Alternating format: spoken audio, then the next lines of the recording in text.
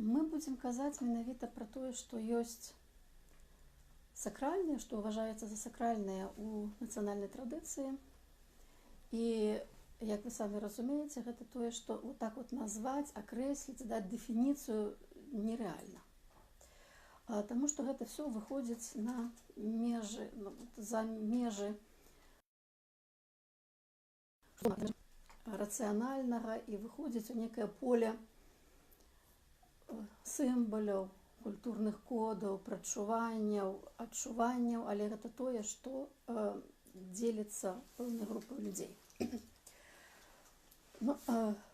Увогуле пра тэрмін сакральнае, вот скажем, вот, калі згадаць такога бацьку сацыялогіі Эміля Дуркгайма, ён якраз сакральнае ставіў процілегласць да прафаннага, гаворачы пра тое, што сакральнае ёсць сэнсам любой рэлігійнай традыцыі. Але в адрозненні ад прафаннага сакральнае абавязкова падзяляецца супольнасцю. То есть гэта тое, што адчуваецца некай групай людзей. В адрозненні ад прафаннага, якое ёсць індывідуальным, якое можа быць такім і гэткім у залежнасці ад чалавека.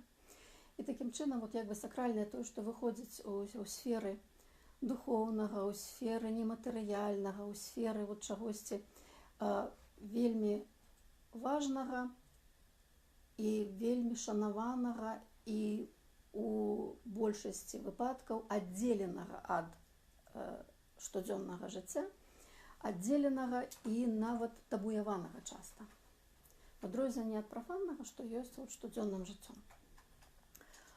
Пасля вельмі многа хто працаваў з тэмай сакральнага, згадае Мірчу Іледы, які вельмі моцна распрацоўваў гэту тэму, які якраз сакральныя і прафанныя не процістаўляў адно аднаму, гаворачы пра тое, што прафаннае гэта таксама ёсць пэўнае, пэўнае аблічча сакральнага. То есть прафаннае гэта таксама можа асвячацца. І вот у заходняй традыцыі сакральнае таксама адрозніваецца ад святога. Потому что, значит, ёсць магчымасці лінгвістычныя, адрозніваць сакральнае ад святога. І святое, яны вельмі в адной плоскасці знаходзяцца, толькі святое гэта хутчэй тое, што тычыцца персанажаў або адносінаў, а сакральнае гэта тое, што тычыцца дзеяў, чынаў, феноменаў і рэчаў.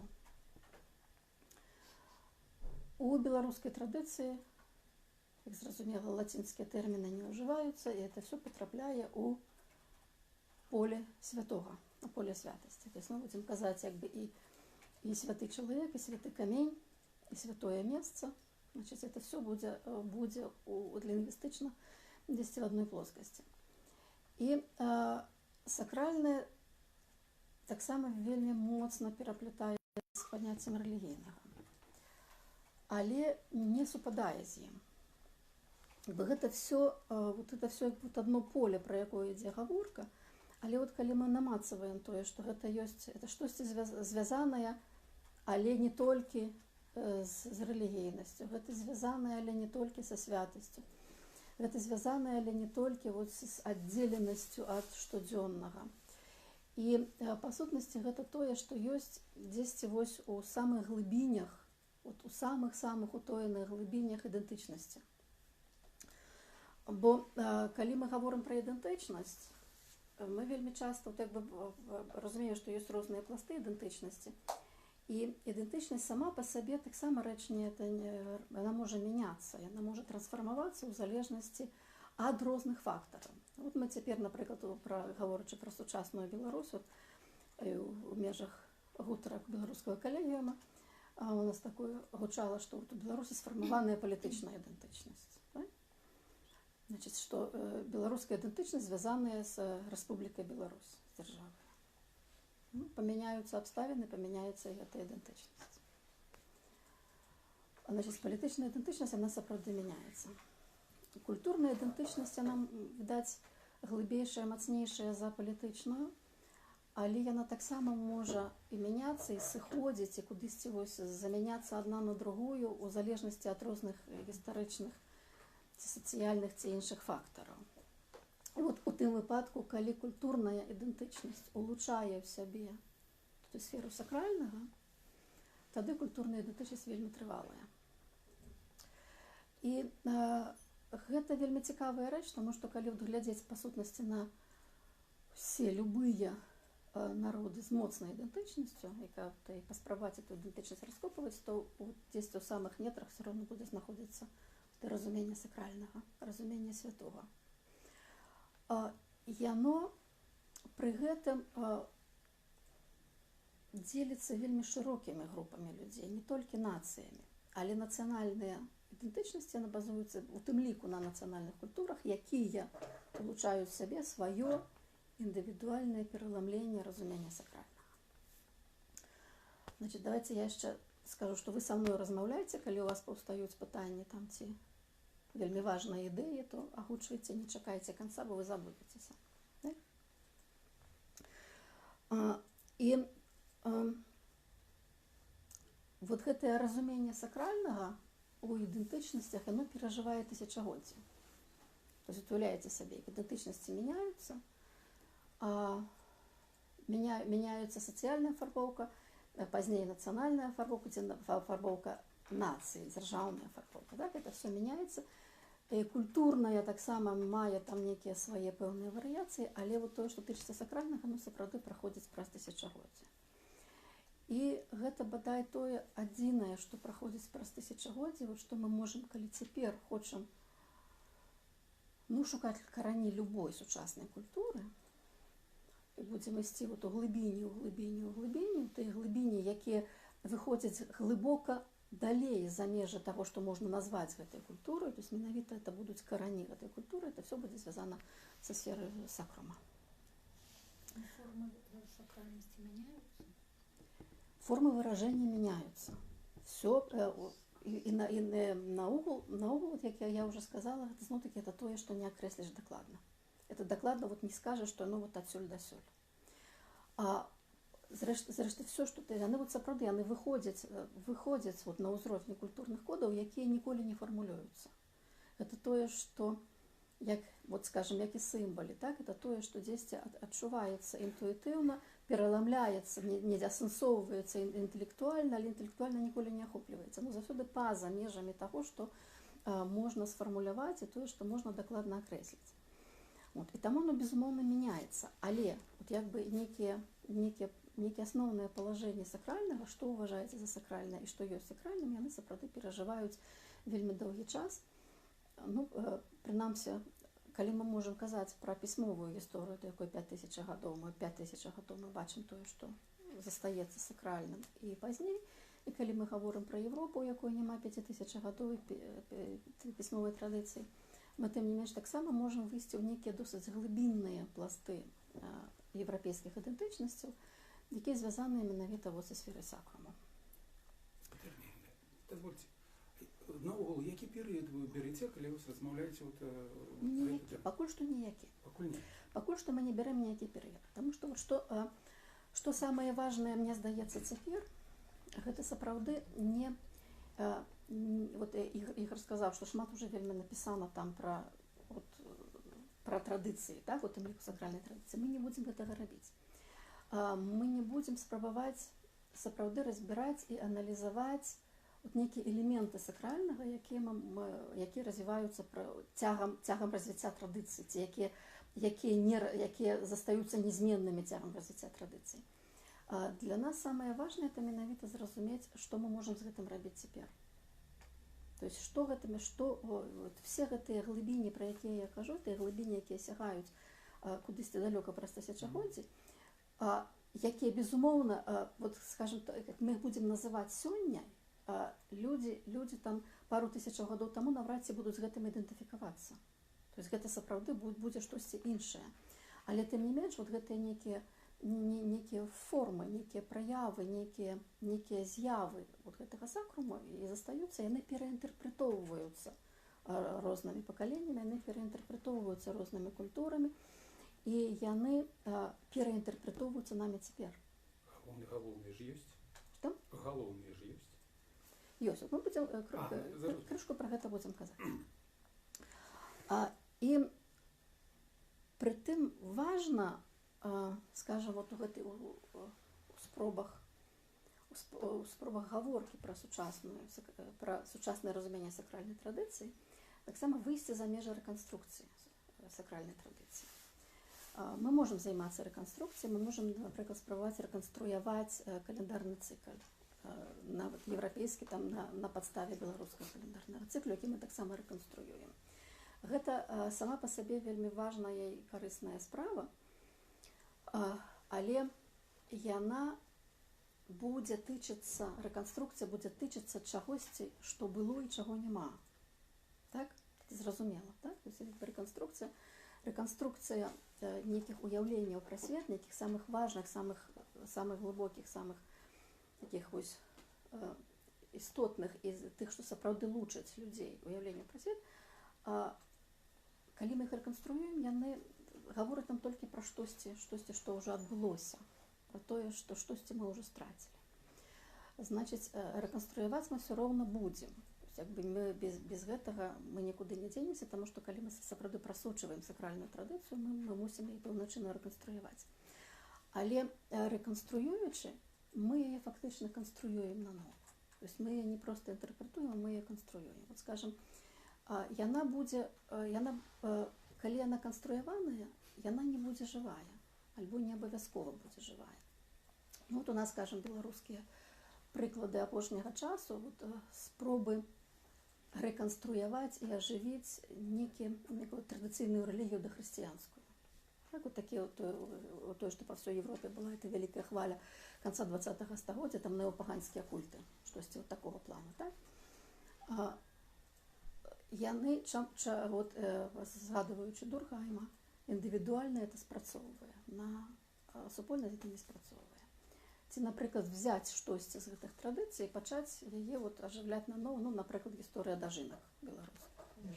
Напрыклад, дажынкі, так? То есть дажынкі это частка календара. Дажынкі впісаныя пэўным чынам у гэты цыкл, але вот так вот взятыя і пастаўленыя як вясёлае свята, яны працуюць як вясёлае свята. То есть яны не працуюць як сакральная дзея. І што бы вы туды не дадавалі, як бы вот якім бы напаўненнем не засычалі цяпер, яны ўсё роўна не набываюць сакральнага значэння. Тому што яны вырваныя са свайго сакральнага кантэксту. І таму нам гэта все трэба мець на ўвазе, калі мы з вами гаворым пра беларускі сакрум. То есть гаворка будзе, што... Слухайте, Ирина Михайловна, а ці ўвогуле сакральная можа рэканструявацца, скажем, памяняцца і гэтак далей? Ёсць вялікі сумнеў, ці это сакральна? Так, я ж пра гэта кажу. Яно проста, калі вы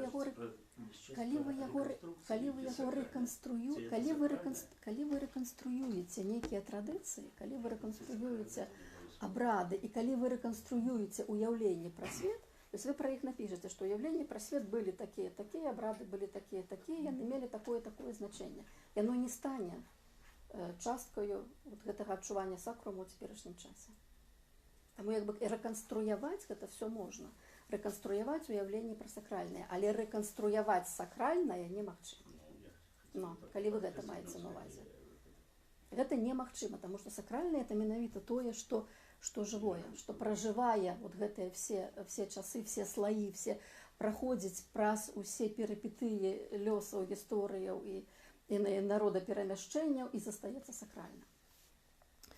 Гаворачы пра беларускі сакрум, мы будзем мець на ўвазе дзве асноўныя крыніцы, ці хутчэй нават два тыпы крыніц беларускай сакральнай традыцыі. Гэта з аднаго боку.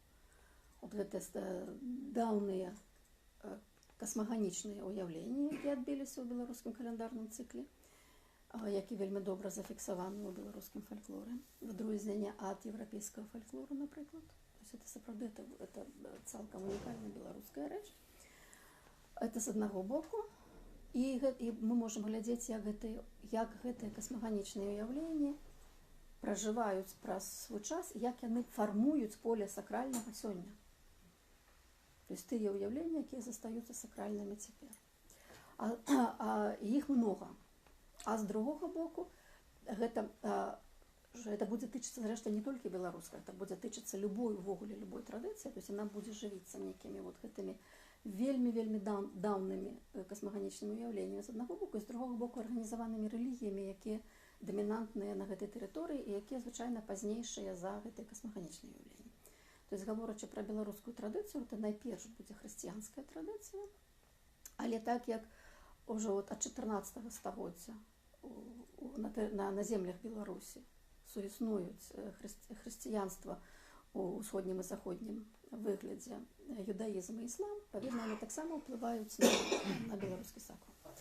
Але так ці інакш, это вот як бы два тыпы крыніц. Адзін тып гэта тое, што гаворка ідзе пра старажытную касмагонію, а другое гэта тое, што ідзе пра арганізаваныя рэлігіі. І то, і другое перакрыжоўваецца, перамешваецца, сінкрэтызуецца і набывае нейкія такія формы, якія немагчыма былі бы, скажем, вот у беларускім касмаганічным уяўленні без хрысціянства, і якія абсалютна немагчымыя былі бы ў хрысціянства без гэтых касмаганічных уяўленняў. То есть утвараецца сапраўды вот некае сваё вот гэтае сакральнае поле, якое якраз надзвычай моцна ўплывае на устаялую ідэнтычнасць. Вот наколькі яно ўплывае на фармаванне новай ідэнтычнасці, гэта іншае пытанне. Вот на тыя ідэнтычнасці, якія ёсць, якія вот мясцовыя людзі, якія будуць заўсёды зваць сябе тутэйшымі, вот яны гэта тое, што вот так рабілі бацькі, так рабілі дзяды, а ў дзядоў так рабілі іх дзяды, і мы гэта робім, таму што так рабілі дзяды, і гэта будзе так тлумачыцца. То есть ніякіх іншых тлумачэнняў вы не знойдзеце, але тлумачэнне гэтаму будзе, калі мы паспрабуем гэта крыху вот так вот расшчыць, то тлумачэнне будзе таму, што гэта менавіта ўваходзіць у поле сучаснага разумення сакральнага, цяперашняга разумення сакральнага, яно перададзенае кудысьці вот ад нейкіх там, як аднойчы мне моя адна рэспандэнтка вельмі прыгожа сказала, ад прака веку. То есть людзі ўяўляюць, што гэта ад прака веку, вот ад пачатку часоў. Ад пачатку часоў штосьці адбываецца, ад пачатку часоў мы гэта маем. І па сутнасці гэта адзіная, вот гэтая часавая сувязь, это адзіная, якую вы зможаце пачуць вот ад людзей, у якіх гэта традыцыя жывая. Інакш яны больш проста не патлумачаць. А тлумачыць это все, ну, зноў-такі гэта хутчэй такая вот неудзячная справа, скажем так, вот это інтэлектуальнага асэнсавання тых, хто спрабуе гэтую традыцыю ахапіць, зразумець і нейкім чынам вось кудысьці вот нейкім чынам яе сфармуляваць. І беларускі каляндарны цыкл, вот так, як я ўжо сказала, вельмі багаты. То, што мы маем цяпер, вот тое, што мы маем у этнаграфічных і фальклорных запісах, это зноў-такі, безумоўна, тое, што ад яго засталося. То есть мы не маем яго увесь. Калі мы будзем рэканструяваць гэты цыкл па беларускай традыцыі, то мы рэканструюем яго часткова. Часткова мы рэканструюем еўрапейскую традыцыю, якая таксама была ў Беларусі.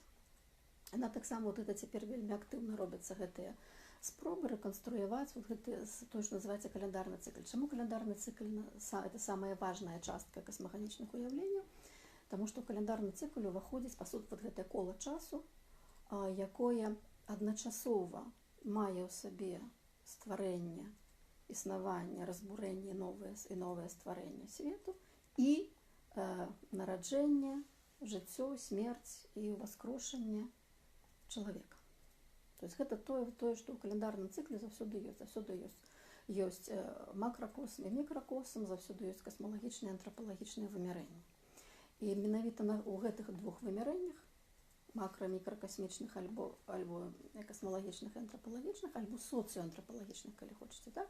Менавіта ў гэтых двух вымярэннях, па сутнасці, і функцыянуе гэтае поле сакрума у пераважным чынам.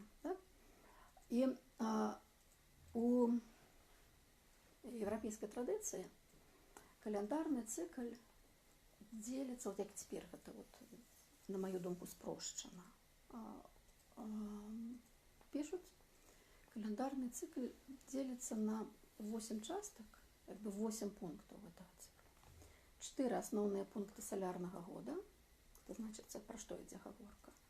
Это 2 раўнадзенствы, вясновае і восеньскае, і 2 сонцастаяння, зімовае і летняе. Так? Значыць, гэта тыя як бы аб'ектыўныя нерухомыя пункты астранамічнага трапічнага году, якія ў любым выпадку любая культура, любая цывілізацыя брала пад улік, калі будавала сваё жыццё і свае адносіны з сусветам і сваю гарманізацыю са светам.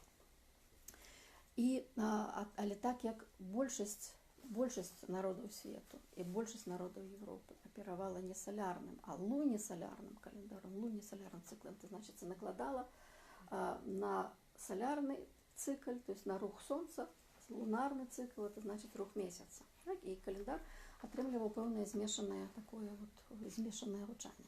І 4 астатнія пункты належаць да лунарнага цыклу, але яны цяпер вы знойдзеце даты гэтых падзеяў, 4 лунарных падзеяў, яны роўненька пасярэдзіне, больш-менш пасярэдзіне гэтых салярных, то есть салярны вы сабе ўяўляеце, так?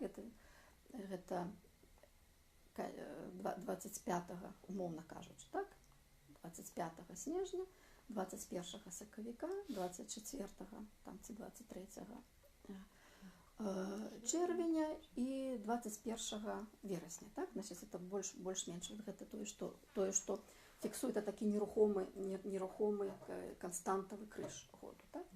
І пры гэтым наўкрыж ідуць гэтыя асноўныя пункты лунарнага году, якія цяпер супалі з салярнымі, таму што яны зафіксаваліся на датах. На датах яны зафіксаваліся ў сувязі з пераменамі календара.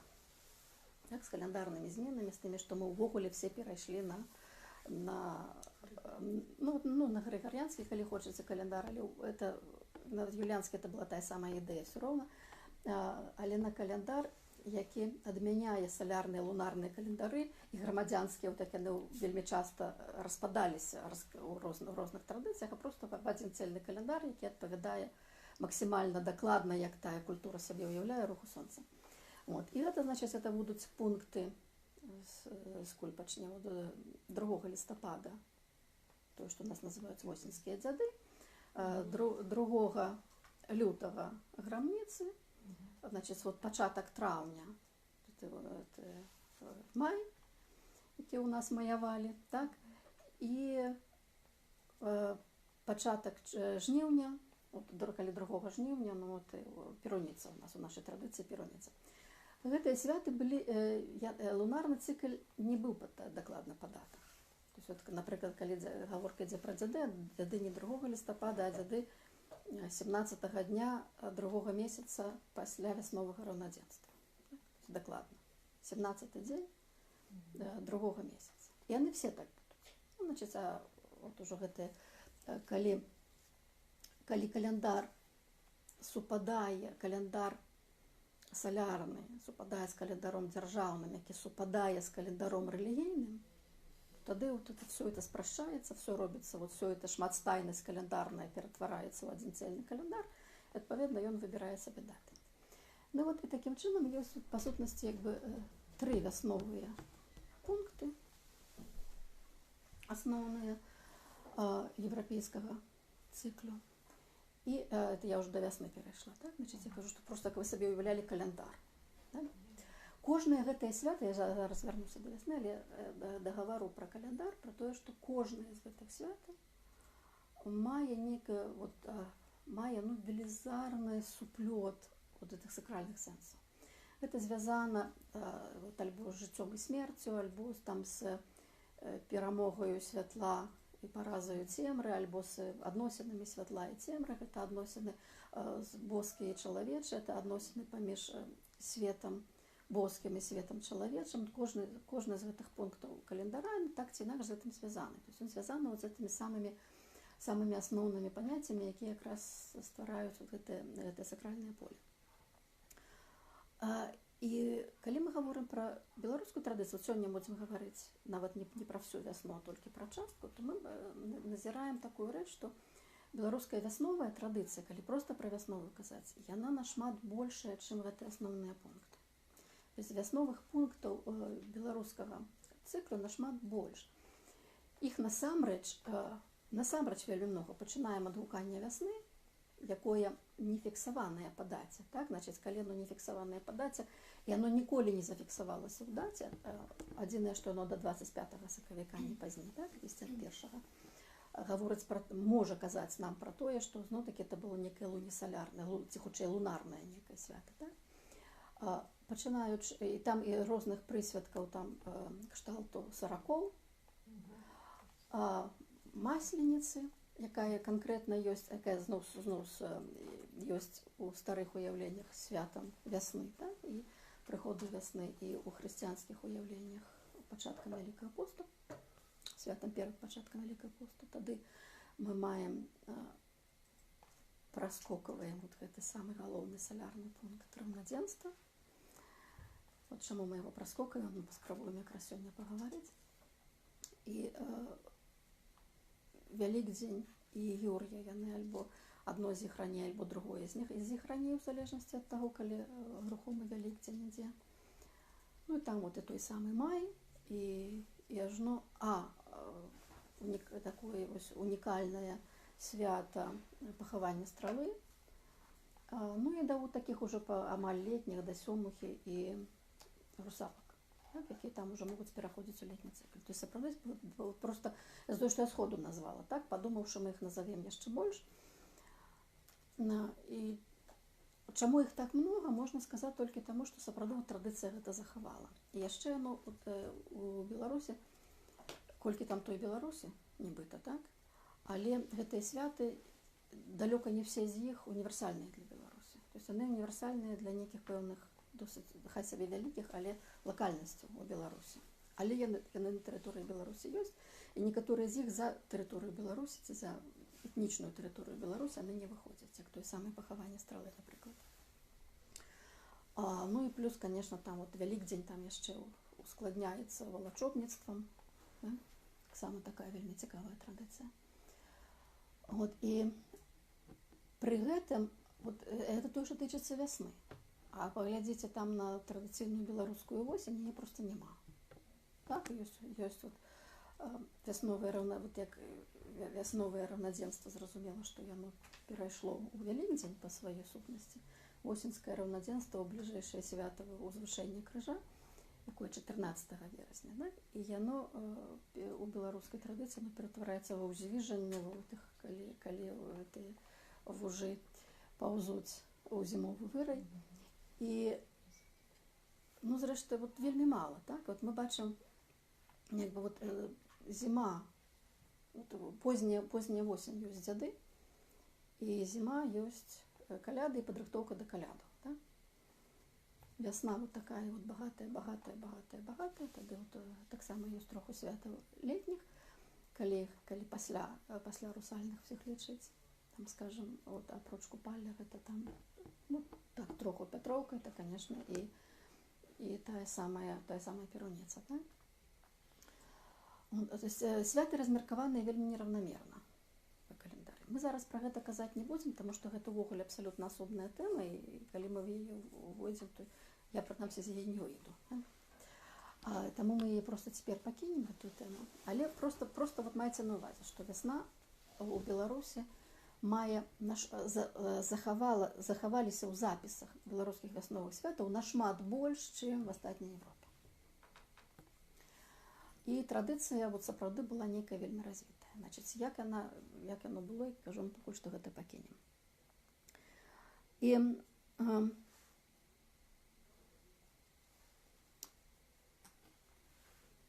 вот калі мы глядзім на все гэтае багацце святаў, то вот як я ўжо так мімаходзь сказала, што мы якраз свята раўнадзенства самастойнага свята няма. Як і няма восеньскага раўнадзенства. То есть у нас ёсць выразна засталіся сонцастаянні, як вялікія святы, прытым вельмі шматзначныя, вельмі шматсэнсоўныя, і няма раўнадзенства ні вясновага, ні восеньскага, прытым, што мы разумеем, што гэта як бы самая старажытная традыцыя, это менавіта салярнае раўнадзенства і салярнае сонцастаянне. Так? І што ўвогуле мела, як увогуле раўнадзенства, які сакральны сэнс нясе і несла ў сабе раўнадзенства. ці ввогуле, што такое раўнадзенства. Так? Бачыце, мы кажам, раўнадзенства – это роўны дзень. Так? Лацінскі тэрмін эквінокс, роўная ноч, раўнаночча. Так? І адрозненне вясновага ад восеньскага раўнадзенства у тым, што пры супадзенні самой з'явы, што даўжыня светлавой часткі дня і цёмнай часткі дня аднолькавыя, прычым гэта па ўсёй планеце, так? Значыць, это аднолькава, это не толькі на мясцовасць, это на всю планету, але у вясновае раўнадзенства святло ідзе на пад'ём. То есть у гэтым вялікая розніца. І таму, так як святло ідзе на пад'ём, то вясновае раўнадзенства было у вельмі шмат якіх культурах і традыцыях было пачаткам году. То есть увогуле год, новы цыкл часавы пачынаўся менавіта на вясновае раўнадзенства. І гэта важна. Значит, што адбываецца на само гэтае раўнадзенства? Астранамічна зразумела, так? Сапраўды, гэта момант выроўнівання даўжыні святла і цемры, але яно, безумоўна, набывае нашмат большыя сэнсы, таму што гэта завяршае сабою якраз гэты цыкл нараджэння, жыцця, смерці і ўваскрошання. Цыкл прыходзіць да свайго завяршэння. І гэта, калі каляды, гэта такі момант нараджэння святла, момант перамогі святла над цемраю, то раўнадзенства гэта момант такой урачыстага каралявання святла. То есть святло робіцца дамінантным. Святло прыходзіць у сваю сілу. Значит, цяпер пачынаецца час святла, значит, час боскі, час светлых сіл. І гэтае свята ў Европе там раз-пораз завецца яшчэ святло зямлі. Это святло зямлі. Значит, зямля ўваходзіць у святло, чалавек уваходзіць у святло. І святло ёсць, конечно, асноўнай тэмаю вясновага раўнадзенства ад вельмі даўнага часу. У 19 стагоддзі яшчэ Яков Грым, адзін з братоў Грымаў, лінгвіст, які даследаваў еўрапейскую традыцыю, але пераважна германскую, ён звязаў гэтае раўнадзенства, знайшоў гэтае карані раўнадзенства у свяце, ці хутчэй нават у свяце, і плюс у постаці, яшчэ ў боскай постаці, у боскасці, якая звалася Остара, якая была якраз рэпрэзентацыяй гэтага свята, рэпрэзентацыяй раўнадзенства.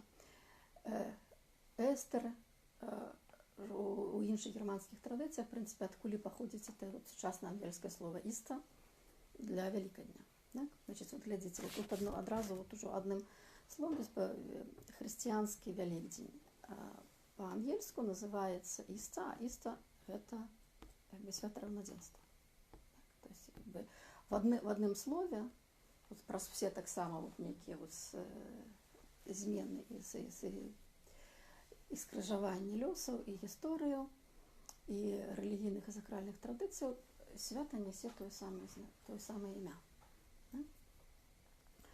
Тое, што мы зусім не бачым у беларускай традыцыі, хаця у беларускай традыцыі слова «Вялікдзень», якім завецца это хрысціянскае свята, грэцкае слово «Пасха», гебрайскае слово «Песах», мы да гэтага яшчэ прыйдзем, але яно завецца Вялікдзень, і Вялікдзень гэта менавіта это вялікі дзень, это не толькі веліч і значэнне, і веліч, скажем так, духоўная гэтага дня, але гэта і велічыня дня. Бачыце, а як словы беларускія «іста» і «істасць»?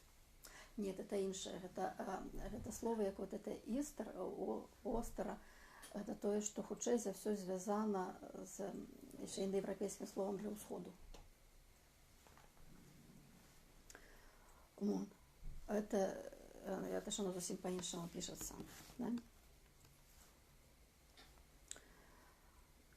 Дасюль пакуль все на месцы. Можа, якія-небудзь пытанні ёсць, калі хочаце перадыхнуць? У мяне, можа, ёсць пытанне. Ці ёсць такая культура, якая выбіраецца толькі на рух месяца? Мусульманская. Ісламскі каляндар цяпер застаўся з таго, што цяпер засталося.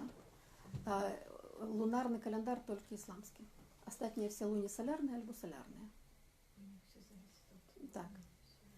Старажытныя культуры ёсць лунісалярныя, ёсць салярныя. Вот. Пераважна, так? Все, якія мы глядзім, так? Ну, мы... Ага, Валентин. Питання, ну, воно серйозне. Мгм. Хоча серйозно вспоминати не могу. Мгм. А вот, ну, пошли, скажем, столетия, трохи больше, максимум. А ці з'являлися некие сакральные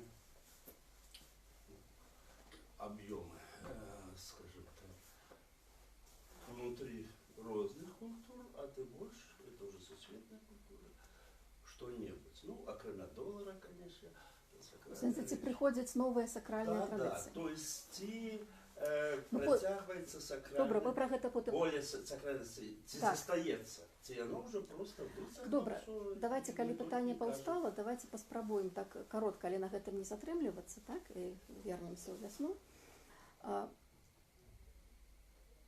Па вялікім рахунку не, але вот вам вельмі добры прыклад, это вам Савецкі Саюз і нацысцкая Нямецчына, так, якія стваралі сваю сакральную традыцыю. Так, як оно атрымлівалася, што адбывалася ў Савецкім Саюзе, па сутнасці, хрысціянскі календар замяняўся календарамі савецкімі, і святыя замяняліся новымі камуністычнымі святымі.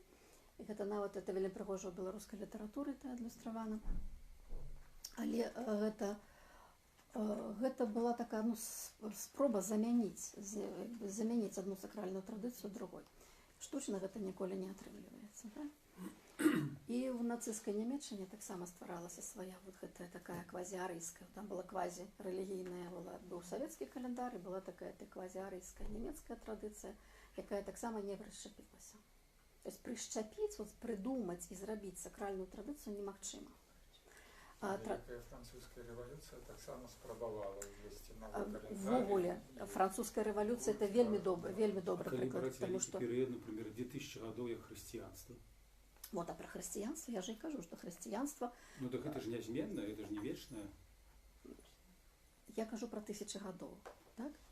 Мы ўжо про гэта про хрысціянства, про хрысціянства мы з вами ўжо указалі. 1000 гадоў.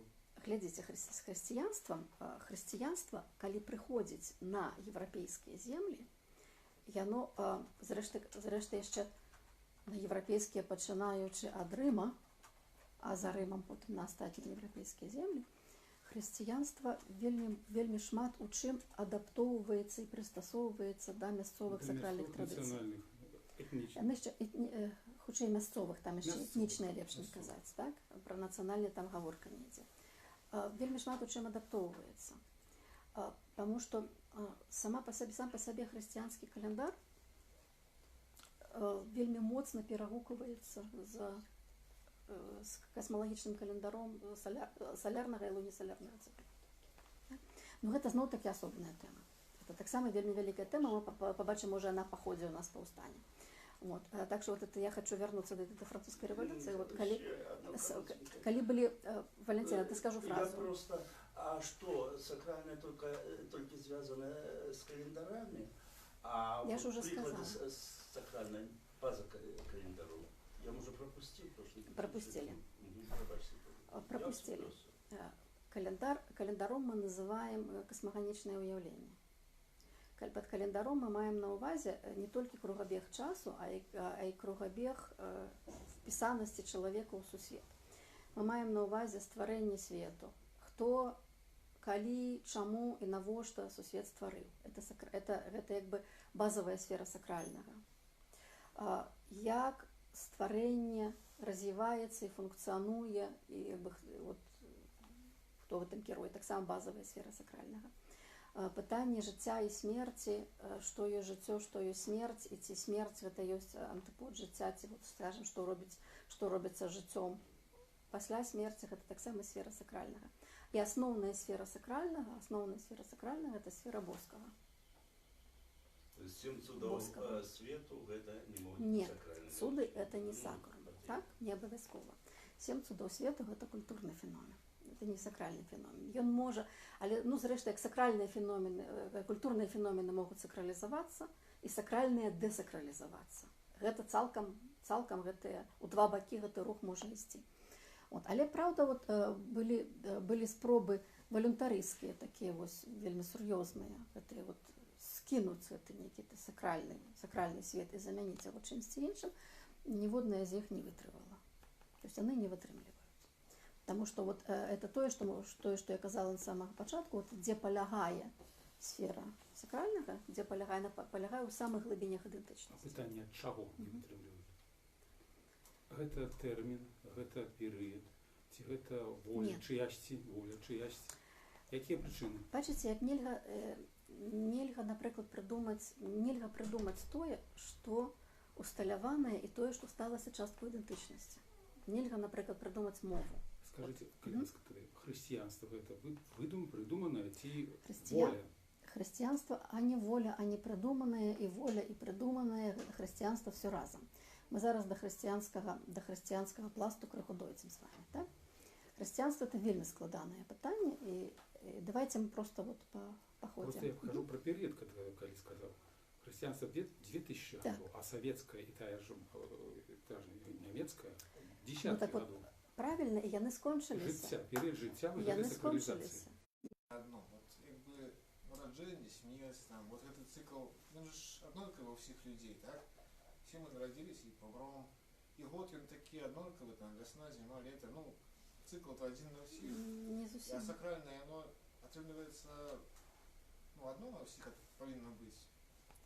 Потому что, в принципе, ничего тут не отрознивается, по великому. І каляндар адрозніваецца. І каляндар, от вы вельмі прыгожа сказалі, зіма, весна, лета, не назваўшы восень.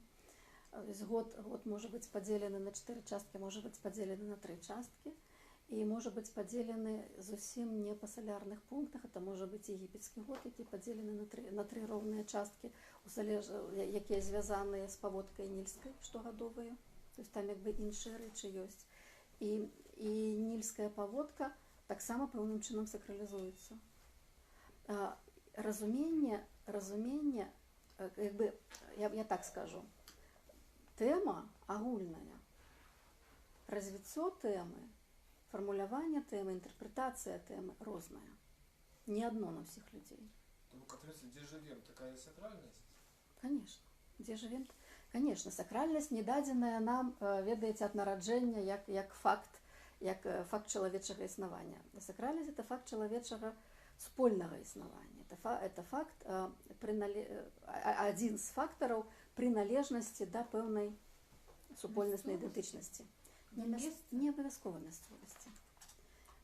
Но это досыць вялікія групы людзей. Это вялікія групы, это вялікія культуры, это прыналежнасць да культуры, вот хутчэй так сказаць. Это будзе такое, зноў-таки, больш абцякальна і больш дакладна адначасова. Прыналежнасць да пэўнай культуры. Это будзе важна. Сакральность, она же некая такая абсолютно антикалендарная. Супротивная всему. Не. Это памылковае ўяўленне. Там як бы, там это весь задаяк там на месцы прысутны вельмі моцна. Да біблейскую мы таксама сёння яшчэ прыйдзем, таму што гэта частка вот гэтага пераасэнсавання раўнадзенскага, пра якое мы гаворым. Вот глядзіце, я хочу літаральна 2 слова, каб вы сабе ўявілі пра тое, што адбываецца на раўнадзенства. У іранскай старажытнай традыцыі, самай старажытнай такой індаеўрапейскай традыцыі, Новы год пачынаецца на раўнадзенства. У індыйскай традыцыі наступны дзень пасля раўнадзенства, старажытная. Это салярны календар. І раней гэта потым мяняецца з тым, як калі старажытна-персідскі, он таксама на раўнадзенства, калі Персія захоплівае старажытны Блізкі ўсход, калі яна захоплівае Бабілон і Егіпет, яна адаптоўвае лунесалярны бабілонскі цыкл. Пры тым, што ў бабілонскім цыкле гадавым год таксама пачынаецца на свята, якое мы не можам сказаць, калі яно было, бо мы гэтага проста не ведаем, але яно прымеркаванае да раўнадзенства. То есть, скажем, ці гэта сапраўды лунарнае раўнадзенства, ці гэта лунесалярнае кудысьці аднесенае ад раўнадзенства, мы не ведаем. Але гэта найлепш распісаныя ў традыцыі, пачынаючы ад другого тысячагоддзя да нашай эры, свята Акіту, 12-дзённае свята. Уявляеце сабе, это 12-дзённае свята. Чаму оно 12-дзённае? Таму што 12 у бабілонскай традыцыі гэта зноў-такі лічба гадавога кола. І вот потым мы паглядзім, як яно пераігрываецца ў хрысціянскай традыцыі. Так? Вот гэтая же самая ідэя. І ідэя палягае ў тым, што 12 дзён святкуецца, гэтыя 12 дзён як бы закручваюць сабою гэтыя 12 месяцаў, якія будуць наперадзе. 12 месяцаў, правда, можа быць часам і 13. Таму што там крышачку па-рознаму дзеліцца. Так? Але тым не менш, это 12 задыакальная, это 12 вот всяго этого і нябёснага, і нябёснай сферы, і зямной сферы. Яна адбіваецца ў гэтым свяце. Пры тым, што кожны дзень прапісаны, кожны дзень расказваецца. І на чацвёрты дзень свята Акіту, чытаецца славуты тэкст пра стварэнне свету. Это паэма «Калі ў версіі», но мае ліш. Гэта асноўны змест чацвёртага дня свята вясновага раўнадзенства, пачатку года, стварэння свету. Гэта гісторыя, якой расказваецца, як свет быў да таго, як увогуле паўсталі нейкія касмічныя існасці, як былі абсуеты амат, салоная вада і салодкая вада, як гэтыя воды змешваліся, і ў іх самі сабой паўсталі багі. І як потым праз перыпетыі гісторыі, праз забойства і вайну выходзіць на вяршыню касмічнай іерархіі бог Мардук, які перамагае Тыамат, якраз гэтую касмічную істоту, якая увасабляе сабою гэтыя вечныя салоныя горкія воды, якія турбулентныя, якія могуць змесці все, што збудавана космасам, все, што будуецца, вырошчваецца, ахоўваецца, все, што культывуецца, все можа быць адным махам змецена і знішчана гэтымі водамі хаосу. І Мардук перамагае, і з гэтага мёртвага хаоса стварае свет. І стварае свет, так раздзяліўшы гэтае цела, такое, якое мы уяўляем сабе ў выглядзе цмака, больш-менш раздзяляе на дзве часткі, і з верхняй часткі робіць неба, з ніжняй часткі робіць зямлю, і все там часткі гэтай Тыамат, там з вачэй робіць зоры, там утылізуе там все часткі цела, ствараючы розныя ландшафты, і ў выніку, як вяршыню свайго стварэння, ён будуе Бабілон. І Бабілон і дае магчымасць. Потым заадно, каб багі маглі адпачываць, ён робіць чалавека, каб чалавек працаваў, таму што трэба каналы капаць, трэба трэба зямлю даглядаць, і каб багі не займаліся гэтай складанай справай, Мардук дае багам магчымасць адпачыць, стварыўшы з боскай крыві, ужыўшы боскую кроў, стварае чалавечую істоту. А багі за гэта даюць яму 50 ганаровых імёнаў і славяць яго назаўсёды, і ён свой лук, вясёлку вешае на неба, як завяршэнне ўсіх прац. Гэтая гісторыя, безумоўна, потым паўтараецца ў біблійнай гісторыі, па-свойму пераламляецца, па-свойму асэнсоўваецца. Але гэтыя 12 дзён завяршаюцца таксама яшчэ адной вельмі важнай падзею, якая завецца па-грэцку гейрос гамус, сакральны шлюб, калі гэтая уладарка неба і зямлі, багіня Інана, шлюбуецца з мясцовым каралём, які бярэ на сябе абавязак трымаць гармонію ў свеце, увесь свет падтрымліваць, увесь свет сачыць, каб все адбывалася сваім ходам, сваім часам, і каб людзям было добра, каб раслінам было добра, каб усяму было добра, той ідэальны дасканалы свет. Ён бярэ на сябе гэту функцыю у гэтым сакральным шлюбе з такой вельмі важнай багіняй. Пры тым, што ў гэты жа час адбываецца вяртанне, і гэта вельмі важны момант, вяртанне з каралеўства памёрлых. У нас, бачыце, скончылася панаванне цемры, яшчэ не пачалося панаванне святла, цяпер святло і цемра ураўнаважаныя. І ў гэты момант у бабілонскай традыцыі, у сумерскай традыцыі, потым у многіх іншых традыцыях, і ў грэцкай, і ў рымскай, вяртаюцца тыя боствы якія цёмную частку года пражываюць дзесьці ў тэхтанічным падземным свеце. І яны вяртаюцца і пачынаюць, і там даюць жыццё раслінам, даюць ураджайнасць, даюць там такую вот і інтэнсіфікуюць святло і радасць і так далей, пачынаючы там ад егіпецкага Асірыса. Таксама такі больш пазнейшыя часы набывае статус цыклічнасці. І вот это ўсходнеземнаморскі Адоніс, які потым прыходзіць у грэцкі пантэон, той самы Дыяніз, які таксама вот памірае і нараджаецца наноў. Яны, вот гэтыя мужчынскія боствы прыходзяць у грэцкі пантэон з Блізкага ўсходу, але ў самім грэцкім пантэоне ёсць маці Дыметра і ў яе дачка Персефона, якая таксама у цёмную частку года знаходзіцца ў валадаранні смерці, і на светлую частку года вяртаецца да сваёй маці. У Рыме гэта інтэрпрэтавалася ўжо як Церера і Прозерпіна. Так? Значит, вот, таксама гэтыя персанажы. А ў самой Інаны, вот, якая якраз вступае ў Бабілонію ў сакральны шлюб, яе таксама вяртаецца ейны мужчынскі персанаж до Музі, які ў іншых частках Блізкага ўсходу завецца Тамуз, і ў Бібліі вядома як Тамуз.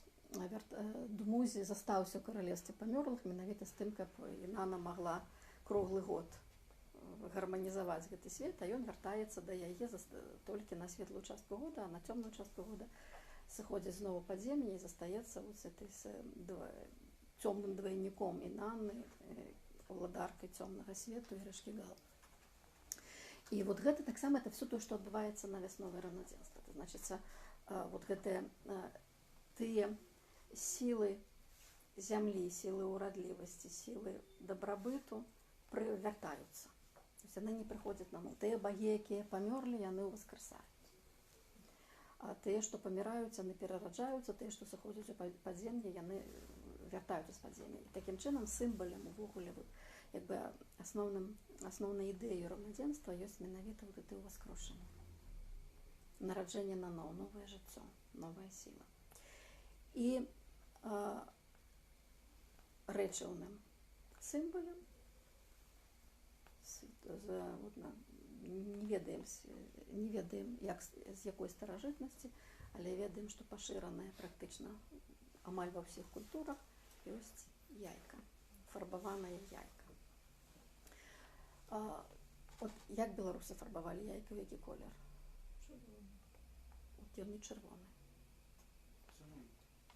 Цыбульны это лепш, так? Брунатны колер, так? Цёмна-чырвоны колер. Не бурачны. О, бурачны это такі ўжо зусім іншы далікатны. Паспрабуйце, вы можете зрабіць ліловае яйка, гэта не будзе салярным яйкам. І гэтыя яйкі вядомыя як сімвал нараджэння новага свету, вядомыя ў самых розных традыцыях. То есть это і Блізкі ўсход, і Европа, і Японія, і все што заўгодна. І яйка менавіта, яйка пазначае сабою яшчэ не народжаны свет, але тое, што адразу, што яшчэ не нарадзілася, але ў ім ужо все ёсць. Все, што неабходнае для жыцця ў гэтым яйку ёсць, але яно яшчэ не праявілася. Фарбуецца ў колер, яму додаецца это колер святла, колер сонца. І дзеля чаго гэтая яйка абавязкова, паглядзіце, это гульня ў біткі, так, якая дагэтуль, якая у 21 стагоддзі, у нашых шыротах людзі яшчэ гуляюць. Так, у Европе ўжо не. У Европе это вырадзілася ў шакаладныя яйкі. А у нас яшчэ яйкамі б'юцца, дзеля чаго яйкамі б'юцца? Як вы думаеце? Бачила, гуляла, ты не задумывалась. Десь выход жыццё. Конечно. Вы нараджаеце, вы даеце выйсце, менавіта. Вы дапамагаеце гэтаму сусвету, які схаваны, стоены ў тым яйку, нарадзіцца. То есть вот гэта новы пачатак. То есть тады перамагае той, у якога разбілі яйка. А не той, які збіў. Я так само зараз п'юся, неправда. Мені дочка перемогла. Ага. Хто больш збярэ вебіг? Якби гульнёвае развіццё можа быць розна. У Беларусі гэта вельмі была развітая гульня, былі гэта і на поўдні Беларусі, на Палесе, былі вот такія нейкія горкі для драўляныя будавалі для яйкі, ты яйкі каціліся за ты горкі, таксама была гульня. Так, это катанне яек. Во всех деревнях Веселовки. Так, это ну, вельмі много розных. Кожная гэтая гульня выходзіць каранямі вот у гэтую ідэю нараджэння новага свету з касмічнага яйка. Вот. Самая ранняя касмічная яйка ў пісьмовай традыцыі мы знаходзім зноў-такі ў Егіпце, дзе у самай ранняй касмаганічнай традыцыі, у традыцыі Эніяды, якраз гаворка ідзе пра тое, што свет нарадзіўся з яйка, і гэтая яйка, парэшткі гэтага яйка, там, значит, можна пабачыць яшчэ вот там у тым месцы, вот, калі вы туды пойдзеце, то оно там ёсць. І оно было, безумоўна, месцам пакланення, месцам паломніцтва. Так? Парэшткі таго касмічнага яйка, з якога нарадзіўся свет. Вот. То есть і гэтая яйка набывае, вот як паглядзіце, як традыцыя набывае іншае значэнне. У іншым сакральным напаўненні гэтая самая яйка прыходзіць, вельмі лёгка адаптоўваецца да хрысціянства, набываючы значэнне уваскрошання, набываючы значэнне зноў-такі перамогі над смерцю і сімвалізуе менавіта вось это ўваскрашэнне Хрыста. І цікава, як от змясціўся фокус з раўнадзенства на фокус Вялікадня, так, у Європі. Значить, як це адбываецца, це больш-менш зразумелая рэч. Ці я не ведаю, ці трэба вам гэта тлумачыць. Прыходзіць, зноў-такі з раўнадзенствам, больш-менш з раўнадзенствам звязаная біблійная, постбіблійная, дакладней постбіблійная гебрайская традыцыя Песаху, Пасхі. Яна потым уплывае на тое, як вылічаецца Вялікдзень. Але сама па сабе гэта традыцыя, она таксама не толькі гебрайская, это традыцыя яшчэ вавілонскае адзначанне свята пасля першай поўні, ці на поўню пасля раўнадзенства. То есть это вот лунесалярнасць, так? Хутчэй за ўсё Акіту так і святкавалася. То есть Акіту хутчэй за ўсё святкавалася не 21 сакавіка, а першая поўня пасля 21 сакавіка. То есть вот таким чынам. І у гебрайскай традыцыі вот асноўнае свята, такое, ну так асноўнае свята, якраз асноўнае, якое звязанае з ідэнтычнасцю, якое звязанае з гэтым, з тым сакрумам, які лучыць усіх носьбітаў гэтай традыцыі, адбываецца менавіта вось на першую поўню пасля раўнадзенства. То есть это свята, якое узгадывае выхад ізраільскага народу з Егіпту. Так, вот гэта сэнс, змест гэтага свята. Значит, што адбываецца на гэтым? Само слово пасах, дзе слово пасах, оно можа азначаць прамінуць, прайсці, і яно ўвогуле такая там, зноў-такі в этымалогіі мы зараз не пойдзем, гэта вялікая вельмі тэма, але гэта гісторыю вы все вельмі добра ведаеце, это вельмі славутая біблейская гісторыя сыходу. Важнасць гэтай гісторыі у тым, што прайшоўшы праз вялікія часы падрыхтоўкі, праз вялікія выпрабаванні, народ пад кіраўніцтвам Маісея пераходзіць праз мора, якое Маісей раздзяляе сваім посахам на дзве часткі. Народ праходзіць з аднаго стану, з аднаго берага ў другі бераг. Ён пакідае все сваё жыццё до таго часу, ён нараджаецца наноў. То есть гэта цалкам ідзе, это вельмі важны момант нараджэння новага стану, это па сутнасці нараджэння народу. І рассяканне Маісеем мора абыгрываецца ў розных біблійных тэкстах як таксама рассяканне лагічнага, а антрапалагічнага і сацыяльнага. Так? Вот гэта зноў стварэнне новага свету. І гэтая гісторыя робіцца па часе ключавою для ўваскрасення, для ўвогуле пакуты ўваскрасення Ісуса ў Евангеліях. У Евангеліі Мацвея і ў Евангеліі Яна свята Песах адаптоўваецца па-грэцку як Пасха. Вот адкуль наше слово, так? Пасха. Там у Марка там свята, не свята хлябоў, так? Оно па-іншаму завецца. То есть тлумачыцца хутчэй. Свята Пасха.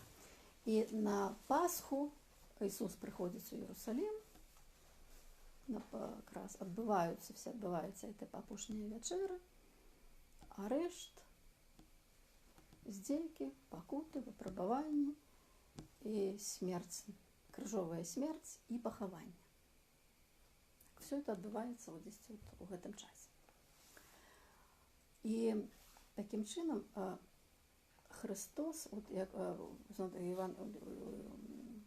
у Євангелії Марка вельмі дакладна сказано, што у першы дзень тыдня. Значит, глядзіце, так вот. Вы зараз згадаеце гэты вавілонскія 12 дзён святкавання. У першы дзень тыдня, значит, цыкл тыдзень, прайшоў тыдзень, так, у першы дзень тыдня, вельмі рана, калі толькі ўзышло сонца, жанчыны пайшлі да магільні, дзе быў пахаваны Ісус, з тым, каб памазаць яго алейкамі, і знайшлі пустую магільню. І вот гэта ёсць той момант у воскрошэнні ніводным Евангелі не расказваецца. Евангелі расказваецца пустая магільня, якая ёсць сімвалам воскрошэння. Прычым магільня, у некаторых тэкстах мы бачым, што оно яшчэ запячатана, яшчэ камень прывалены да магілы. У Євангелії Яна ми потім бачимо Марію Магдалену, яка бачить Ісуса у садзе, так, і приймає його спочатку за садовника. Тобто там по-розному ця історія розказується, але в усіх Євангеліях цей момент пустої могильні. І коли одразу уже у першому стагодці, наприкінці першого стагодця, послідовники Ісуса, які рух, який розповсюджував апостол Павел вельми широко па-за межами Палестини, який розповсюджував його Малую Азію, Грецію і Рим, тобто, по сутності, по Римській імперії, які стали зватися християнами для Христа, якби основною подією християнства сталося менавіта це воскрошення. І воскрошення, як ви розумієте, календарно прив'язане до Песаху, прив'язане до Пасхи, яка відбувається на повню після раўнадзенства. Таким чином, коли на першым сусветным соборі у 325 годзе, який склікав імператор Константин, у тым ліку стає причини, що розныя християне по-розному святкавалі воскрошення, і гэта трэба было неяк уніфікаваць, тому що християнство вже було, да, оно було до того моменту дозволено, а з этого моменту воно робиться державною релігією, і треба було уніфікаваць момент святкавання, каб все християне, каб все святкавалі, адначасова святкавалі разом. Сутыкаюцца з тым, што традыцыі святкавання розныя, традыцыі даты розныя. Ёсць дата на раўнадзенства, ёсць дата на канкрэтна 14-го Нісана, значит, калі вот это месяц, сакавік, красавік. Ёсць у нядзелю пасля раўнадзенства, ну, по-рознаму, так, вот розныя традыцыі. І даручаюць Александрыйскай школе вылічыць дакладна для ўсіх, прызначыць для ўсіх гэты дзень. Гэты дзень прызначаецца як першая нядзеля. Значит, канцэптуальна, каб гэта была нядзеля. Чаму нядзеля? Таму што гэта першы дзень тыдня. А што такое першы дзень тыдня? Гэта зноў пачатак новага часу, пачатак новага цыкла. То бок спрацавала чыясьці воля. Спрацавала суплёт розных воль. Але чыясьці была галоўная? Ну, не індывідуума. Не індывідуума. Гэта толькі распрацаваная версія. Таму што ў той час, акрамя Ісуса, былі яшчэ і было шмат, і быў Сімон Маг, і Баркова. Пачакайце, мы зараз не гаворым, Я кажу про тое, што воля чыясьці, ось і пра чаго пытаюся. Воля ці... Была. Добра, ці чалавечая воля, ці нябёсная воля? Яшчэ вось гэтае маецца. Ну, бачыце, мы пра нябёсную волю мы нічога зараз казаць не будзем наогул. А трэба. Мы нічога не будзем казаць пра нябёсную волю, тому што гэта зусім як бы это па-за межамі нашага дыскурсу. Ведаеце, што мы можам у жыцці сакральнасці нябесную волю это галоўнае, што толькі існуе. У жыцці сакральнасці галоўнае это тое, што звязана з боскім светам. Вот. А я пра што кажу? Нябесная воля. Вот вы называете... Боскае прызваленне. Энергетычнае прызваленне, якое спускаецца на звычайныя групы людзей, на тэрыторыі, Добре. знаєш, і яны Зрозуміло. виявляються, але тільки у розному вигляді. Як модератор я прошу просто... Так, от спиніть як, ту да, стрічку, так. Ірина доскончила, І а вона потім зараз, може вона зараз перейдемо, абсолютно да. не плённая. Просто гэта распрацаваная частка. Плённая, што можа быць плённая, гэта зноў-такі тое, што воля на прызнанне хрысціянства дзяржаўнай рэлігіі, безумоўна, была. Палітычная воля. Зямная, калі ласка. Але той палітык, які гэта вырашыў, ён эту традыцыю не прыдумаў. Так от, якраз мы... Прабачце, а таму ж Канстанціну таксама быў сон, які сон быў Канстанціну, каб хрысціянства... Які сон напярэдадні? Вы кажаце, значыць, існуе нябёсная воля, якая просто дала штуршок Канстанціну. Крышечку больше культуры дискуссии Так, будем культура триматься, дискуссии, то есть не это правда. перерывать как бы лектора, и он для того и на своем месте. Спадарыня садится. Ірина сказала, што вы Давайте мы... задавайте пытанні. Пытанні? Начинаете не читать так. свою лекцию. Так. Это уже не питание, а как бы... Так. Я лекцію не читаю. Теряет. Я лекцію не читаю. Давайте мы по гісторыі хрысціянства зробім увогуле асобную гутарку. Увогуле асобную, потому что она нас, пакуль што нас эта тэма не тычыцца. Ні сон Канстантына, нічога іншае нас зараз не тычыцца. Нас тычыцца, як фармуецца, жыве, мяняецца і прыходзіць в наш час гэтая традыцыя. Так? І мы пра гэта будзем працягваць, калі вы не супраць. Такім чынам, значыць, ідэя 325 году была ў тым, каб уніфікаваць святкаванне Вялікадня. І яно Александрыйскай школы яно вылічаецца вельмі проста. Значыць, калі Пэсах, памятаем, гэта поўня пасля раўнадзенства, Вялікдзень гэта нядзеля пасля поўні, пасля раўнадзенства. Так, вот тут мы якраз вельмі важнага моманту якраз перабіліся з моманту першага дня. Таму што нядзеля гэта першы дзень тыдня. Таму што нядзеля гэта пачатак новага часу. Таму што нядзеля мае ў сабе гэтую вялікую падрыхтоўку, якая да яе прыводзіць, праходзіць весь тыдзень, пачынаецца новы цыкл. Дарэчы, у літургічнай хрысціянскай традыцыі, асабліва то, што захавалася ў усходняй і крыху нівелявалася ў заходняй традыцыі, весь пасхальны перыяд, вот этот самый непасрэдны пасхальны перыяд, ён якраз называецца актойхам. Это 8 дзён, это 8 дзён.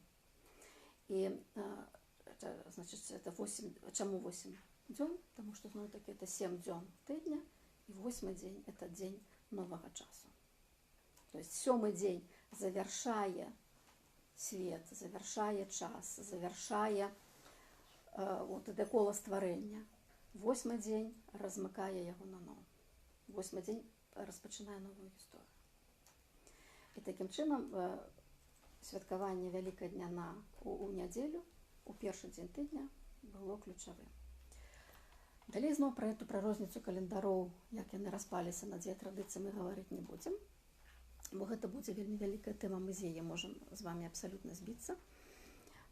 Я хочу вярнуцца, хіба што калі у вас вельмі важна што-небудзь пра гэта пачуць, то мы тады крышачку ахопім. Я хочу крыху вярнуцца ў беларускую традыцыю. Так, у беларускую традыцыю святкавання Вялікадня. Дарэчы, што тычыцца двух календароў, як мы это з вами казалі на каляды, гэта тычыцца тое самае Вялікадня. У Беларусі моцная традыцыя двух святкаванняў, двух календароў, што тычыцца калядаў. І калі мы гаворым пра Вялікдзень, у розных рэгіёнах Беларусі будуць сказаць, у нас ёсць 2 Пасхі, альбо у нас ёсць 3 Пасхі. І калі пачынаецца Песах, вот кажуць, это першая, тады другая, тады трэцяя. Яны часам все 3 супадаюць, часам яны разбягаюцца.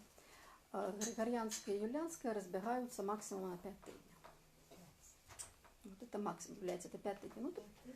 Это все правильно, но інакш не можа быць. Конечно. Конечно. То есть гэта абсолютно лагічная рэч. Можа быць супадзенне, розніца в 1 тыдзень, розніца в 2 тыдні і розніца в 5 тыдняў. 3-4 тыдні розніца ўжо быць не можа. Вот, такім чынам, гэта беларуская асаблівасць. Так? Вот гэта казаць, што першая Пасха, другая Пасха. першы вялікдзень, другі вялікдзень. То есть такога вы нідзе ў свеце не сустрэнеце.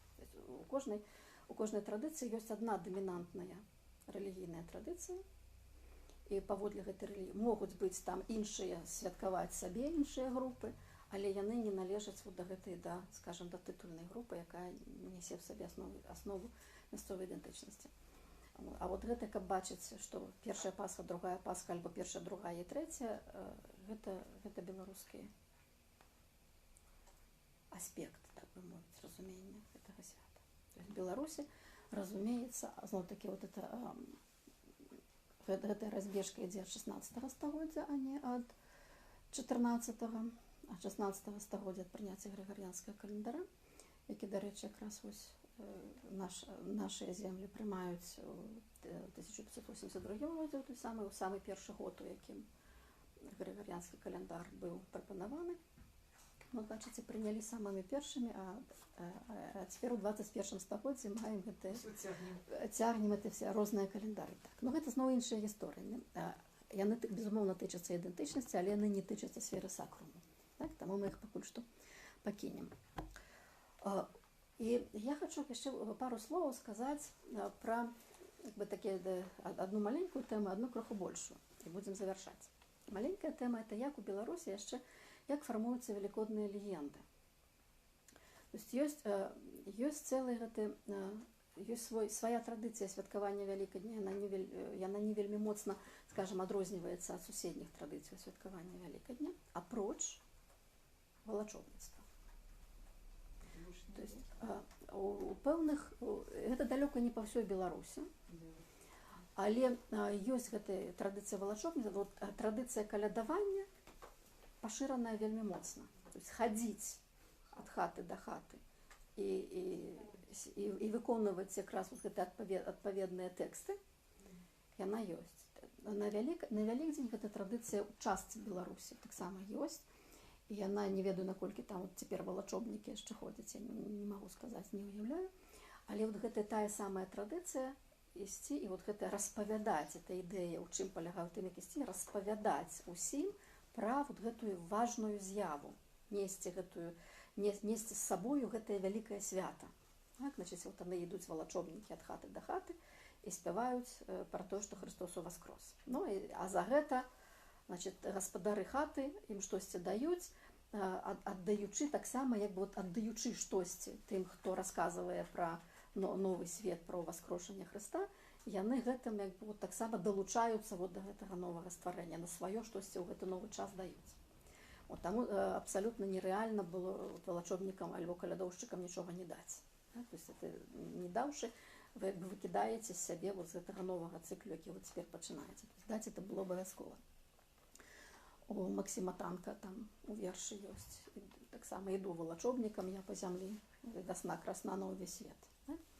Велікодныя песні могуць мець в сабе гэты рэфрэн «Вясна красна на ўвесь свет», якія не звязаныя з Вялікаднем, якія звязаныя з, скажем так, з раўнадзенствам. І ёсць яшчэ адна вельмі цікавая, такая досыць дзіўная, на мой погляд, традыцыя, якая вельмі пашырана ў Беларусі.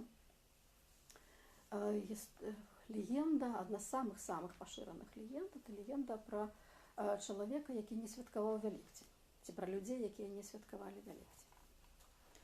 На Вялікдзень, на кожнае свята, самае галоўнае — гэтае свята святкаваць. І гэтае свята шанаваць, у гэтае свята не працаваць.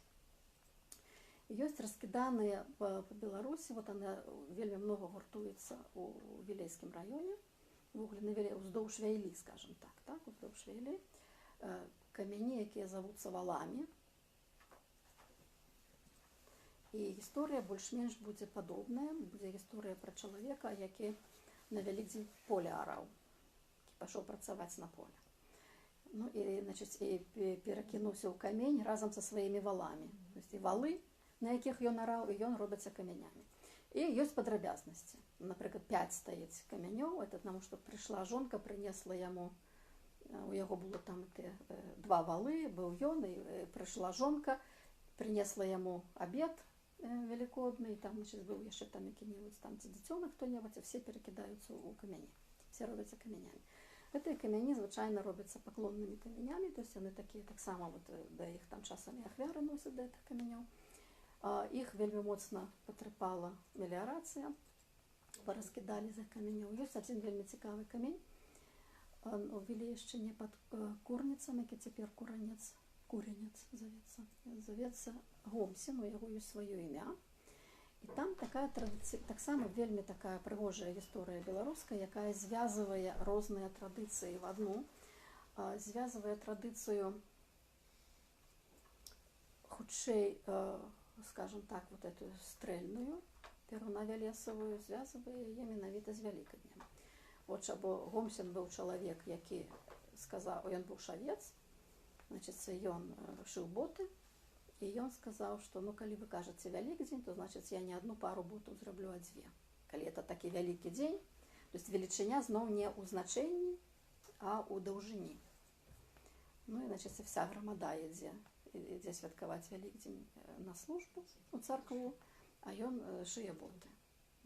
Грамада вяртаецца з царквы, і ён шые, ён стукае малаточкам, значыць у яго те дзве пары ботаў амаль гатовыя, і там ну і тады стандартная гісторыя маланка з неба, людзі падаюць, аслепленыя этой маланкай падымаюцца, і на месцы ўсёй той майстэрні, дзе быў Гомсін, камень ляжыць.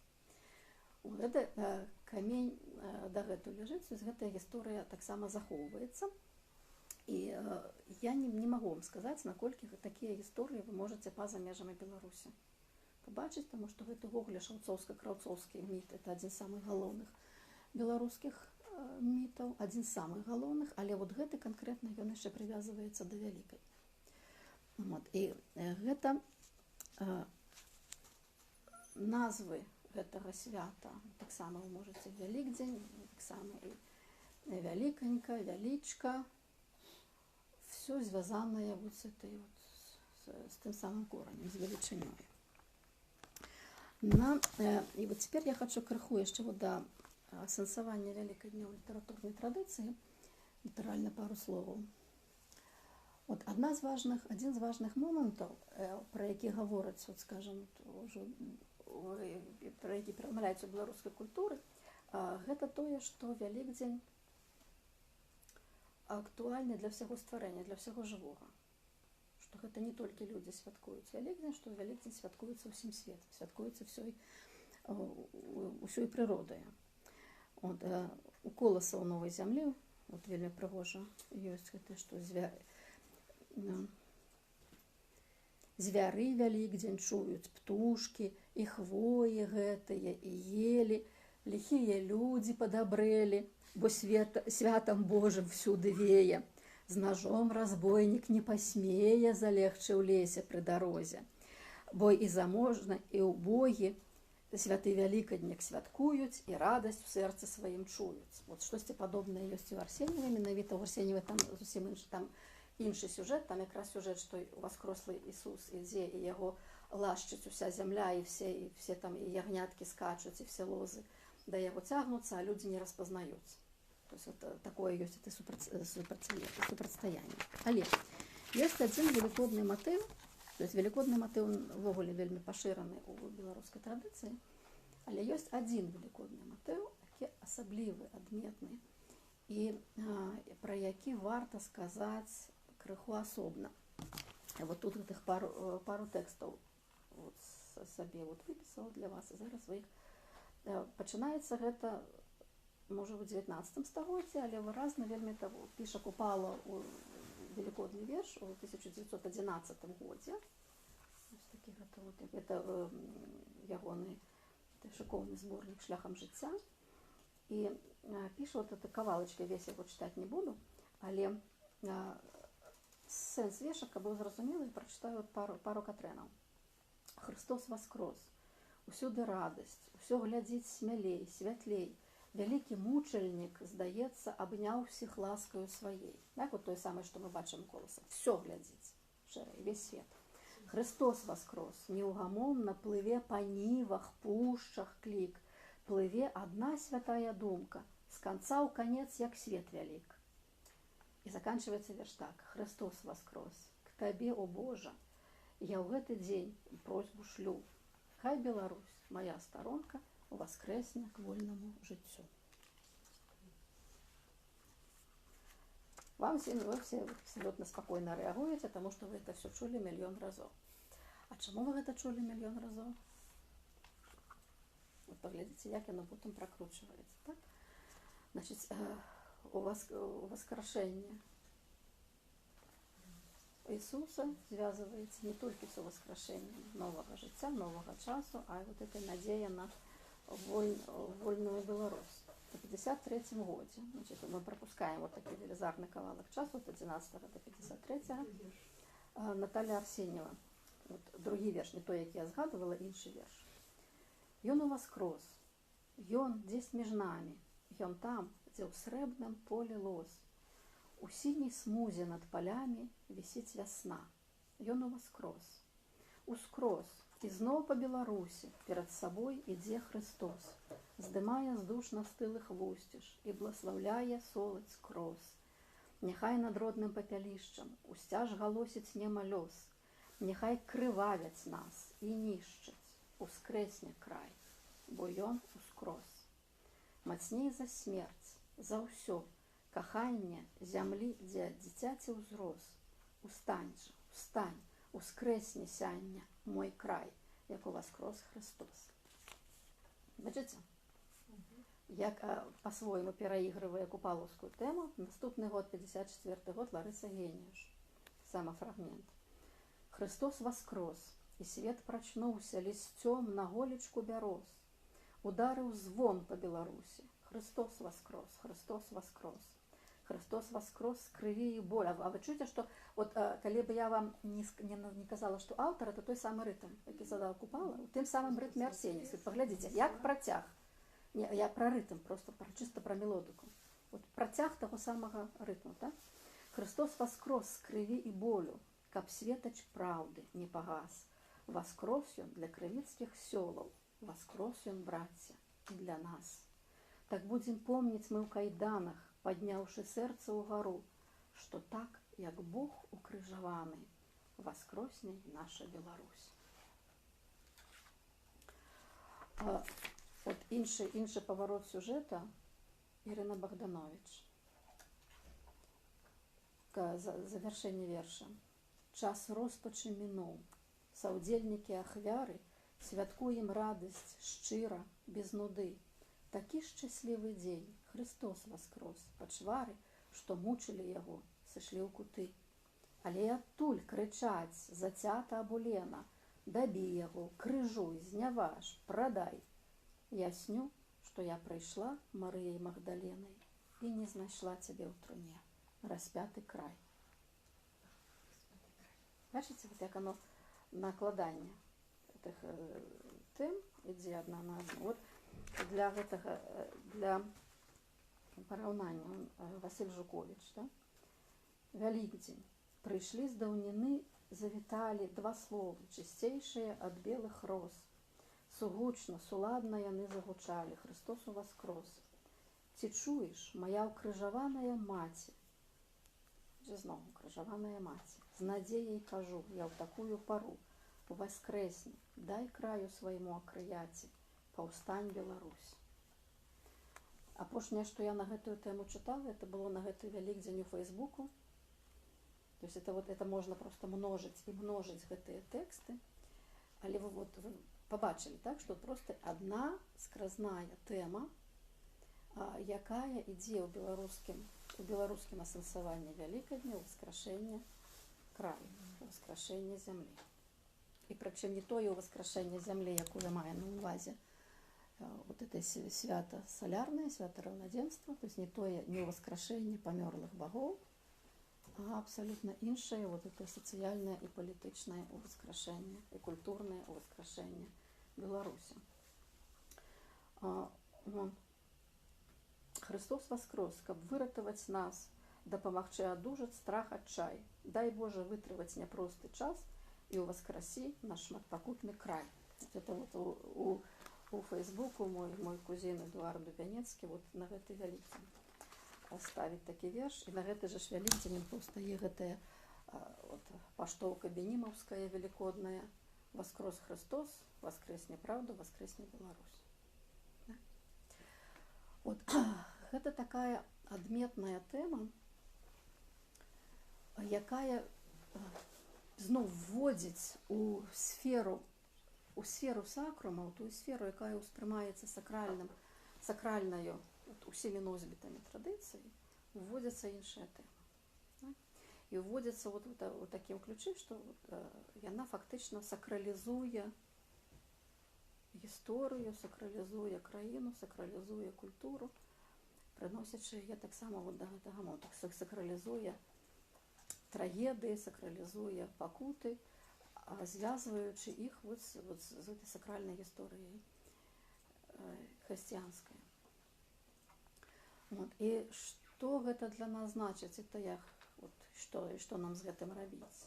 Это я хочу таксама у вас запытацца, я хочу, каб вы таксама неяк на гэта адгукнуліся, як яно гучыць цяпер на гэтыя на вашыя вушы, на вашы ўспрыняцці, потому што гэта сапраўды это вельмі вялікая адметнасць беларускай велікоднай традыцыі.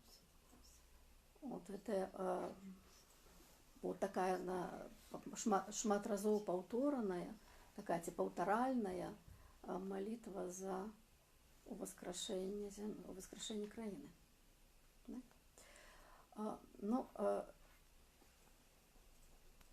Час наш выбягае, і я зноў-такі прашу цяпер вас адгукнуцца. Ага, Михаил, калі ласка. Я правильно разумею, что это такие вот центр белорусского сакрального, это менавіта это Великдень, воскрешение? Я не ведаю, ці цэнтр гэта, ці не цэнтр гэта. Бачыце, дзеля чаго я і распавяла гэтую гісторыю пра валоў, яна вельмі настойлівая, гэтая гісторыя пра валоў. Яна абсалютна пра іншае гаворыць. І яе так ці інакш вы можаце впісаць хутчэй проста у традыцыю шанавання свята. І она, і прыходзіць эта сучасная гісторыя. Это таксама да пытання, як можа з цягам часу мяняцца тэма сакральнага, і як можна прыносіць штосьці іншае. Купала напісаў, прыгожа, все пагадзіліся, так? І потым яно працягваецца ізноў да такой ступені, што яно пачынае, як я прачытала Купала, пабачыла, я спецыяльна глядзела на вашу рэакцыю, ніхто брывом не павёў. Вы все так, і так, мы гэта ведаем. Яно робіцца знаёмым. Яно за гэты час сталася знаёмым, яно кудысьці утрэслася і ўспрымаецца як частка традыцыі. Я асабіста не могу так принять, потому что слово сакрум, по-латински означает просто ахвяру. Сакральное это просто ахвярное. Христос ахвяровал собой, заплатил собой за всех людей и воскрес. Это так на дар у початку свету Бог ахвяровал собой, гэта Пуруша здае з них свет. Паўтарэнне гэтай ахвяры, гэта і ёсць сакральная. Гэта вось, якая злучае вялікую ахвяру пачатку і любую ахвяру, которая адбываецца. Паміж імі адбываецца узнаўленне гэтага пачатку. То бок, ён зрабіў вялікую ахвяру, узнавіў пачатак, і кожны, хто робіць ахвяру, там, з сабой, не знаю чым, узнаўляе. І вось гэта сакральная вось, сакрум гэта не копчик, гэта хребетнік. Гэта вось, якая злучае два пачаткі. Гэты тут мікракосмас, цэнтр свету, жрэц робіць ахвяру, ён у цэнтры свету. І гэты пачатак свету, который зрабіў першую ахвяру, раздзяліў сябе на ўсё, стаў усім. І гэта, як у Хрыварчыцы кажа, хто не аддае дарам на дар, той жыве дарэмна. Трэба жыць сакральна, трэба ахвяраваць і быць часткай гэтага. В прынцыпе, мне здаецца, што гэта воскресенье, оно все-таки гэта отдача даром уже падобных у отказ. А сама-то ахвяра, она перед гэтым действует там, там, где он помирает. Да, все слушно, только что сакрум не означает ахвяру. Ахвяра это одно со значением. Там оно досить таки складанная этимология, оно хутчэй выходит от этимологии отделенности. А ахвяра улучшается у поля сакрального. Але сам по себе это и сакрум, просто само слово сакрум, теперь оно это медицинский термин. Так? Это не хребетник, это... сахара, Это вось, это, конечно, это вось, Скажите, это зразумела. Але, конечно, гэта вельмі слушна, потому что гэта тое, пра што больш-менш вот гэтай, скажем так, гэтае свята. Так? Вот менавіта пра гэтае, пра аддаванне сябе ў ахвяру дзеля стварэння новага свету, дзеля іншага. То есть гэта ёсць. А куды мы ж беларусы ахвяруем? Где наши Потому что не в ахвяры рэч. Культуры? Як бы не в ахвяры. Самим себе? Нет. Ну, это добра, это вельмі добрае пытанне. Нам, конечно, з гэтым пытаннем варта ўвогуле пасядзець і папрацаваць. Ну, просто што рэч сакральнага не в ахвяры. Ахвяра таксама сакральная. Ахвяра, вот гэта вышэйшая ахвяра, боская ахвяра, это таксама сакральная. Але сакральная гэта не ахвяра. Сакральная гэта шырэй за ахвяру. І у беларускай традыцыі якраз гэтай вот гісторыя ахвяры, вялікай ахвяры, прайграецца, ну, я не ведаю, но мусіць таксама на эту настраву, так? Вот гэтай касмаганічнай ахвяры, касмаганічнае ахвяраванне. У Вялікдзень это само собой велізарнае ахвяраванне. Может быть, это способ увахода в сакральное. Простите, ну, Это мы может... националисты, у нас Бог наш, там, богиня, мать, Беларуси, это самое. Вот може бути, Ігор. Вот. То есть, може слухайте, бути, Ігор. А моє питання було про те, що ну, от, все виглядає, що 25 сакавіка недаремно, да, якби, що от, менавіта в гэты час, там, вот, до гэтага прымеркавана, і вот, ну, нейкая магія 25 Ну, так. сакавіка, якби, шмат у чым звязана вот, менавіта з накладкай такой. 25 сакавіка не добра всем вещь. пашэнціла мець святы незалежнасці блізка да вот такого моменту. А што рабіць з тым нацыям, у якіх там гэты, ці там тым народам, у якім гэта там на дзяды, там, ці вот, то есть тут ёсць нейкі сэнс ва ўсім гэтым, ці гэта, ну вот просто Гэта не, гэта наўрад ці выпадковасць. Гэта наўрад ці выпадковасць, то есть вот калі такія даты падбіраюцца. 25 сакавіка гэта добравешчанне. Пытанне у мяне да гэтага зусім іншае пытанне, скажем, ці мы выйграем, ці прайграем, маючы такія прыгожыя даты. Таму што пачынае, задае гэтую традыцыю з карына. Вот гэтую традыцыю на нейкія вельмі вялікія сакральныя пункты года, штосьці вельмі важнае абвяшчаць. Ён пачынае пераклад Бібліі 6 жніўня. То есть калі мы у 16 стагоддзі чуем 6 жніўня, это тое самае, што вот там, ну, там колькі гадоў таму вам скажуць дзень 7 ноябра. То есть дата азначае свята, якое святкуецца, так? І 6 жніўня гэта перамяненне. Гэта адно з двух галоўных святаў нерухомага літургічнага цыклу хрысціянскага. І это вельмі вялікае свята, якое азначае, оно называецца перамяненне, оно называецца вот трансфігурацыя, да? І скарына задае гэтым, то есть, ну, такі штосьці пэўна туды закладае. Вот 25 сакавіка на добравешчанне абвяшчаецца БНР. І, конечно, гэта там спрэчкі, мы ж ведаем гісторыю, як это все адбывалася, як там праз усю ноч там это ішлі рэчы, але праз усю ноч ішлі, бо, відаць, хацелі менавіта 25-го. Відаць, менавіта 25-го была задача абвясціць. Абвясцілі на добравешчанне. Абвясцілі добрую вестку. Ну, а што за таго атрымалася? І гэта не адзіныя. У нас вот такія вот эти двусвяты і трысвяты у нас в беларускай традыцыі раз-пораз здараюцца. Калі менавіта на штосьці, вот, на штосьці вельмі вялікае, сакральнае, накладаецца штосьці сваё. А вот гэта вот гісторыя пра што вот, ну, вот сама гісторыя хрысціянства все ж таки пачынаецца як гісторыя невялічкай секты, супольнасці, адгалінавання, якое пашыраецца, усмоктвае ў сябе, як бы, вот, все магчымае, ну, вот, як бы, весь магчымы змест, там, як бы, і традыцыі, там, егіпецкіх, і вавілонскіх, і Рим, ну, і вот накладаецца на все. І ізраільскіх, да, як бы, то есть, вот, гэты новы запавет, як бы, і стары запавет, да? То чаму не можа быць, ну, і Бенедикт Андерсон про гэта пісаў, што як бы ў сённяшнім свеце там як бы народаў, нацыяў, гэта адзіны плацдарм патэнцыйнай сакралізацыі, сакральнасці, да? Таму што ну, нічога ну, не Макдональдс же, как бы, не гипермаркет. Что меняет? Нация?